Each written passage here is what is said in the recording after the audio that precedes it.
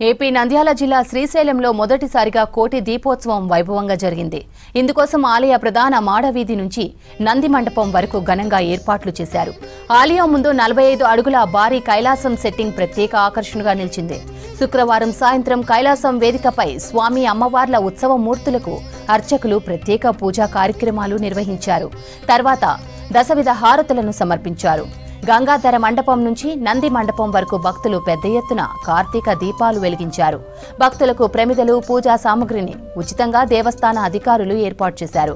కార్యక్రమంలో ఆలయ చైర్మన్ రమేష్ నాయుడు, అర్చకులు, అధికారులు, పాలక మండలి సభ్యులు, భక్తులు పాల్గొన్నారు.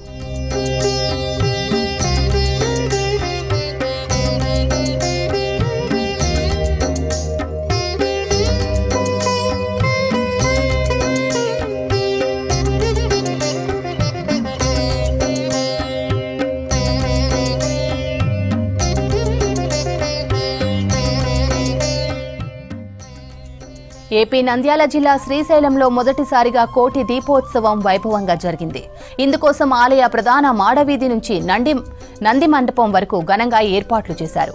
ఆలయం ముందు 45 అడుగుల భారీ కైలాసం సెట్టింగ్ ప్రత్యేక ఆకర్షణగా నిలిచింది.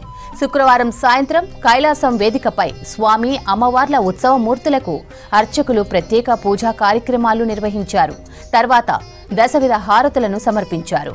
గంగాధర మండపం నుంచి నంది మండపం వరకు భక్తులు పెద్ద ఎత్తున కార్తీక దీపాలు వెలిగించారు. భక్తులకు ప్రమిదలు, పూజా సామగ్రిని ఉచితంగా దేవస్థాన అధికారులు ఏర్పాటు చేశారు. కార్యక్రమంలో ఆలయ చైర్మన్ రమేష్ నాయుడు, అర్చకులు, అధికారులు, సభ్యులు, అలాగే భక్తులు అధిక సంఖ్యలో పాల్గొన్నారు.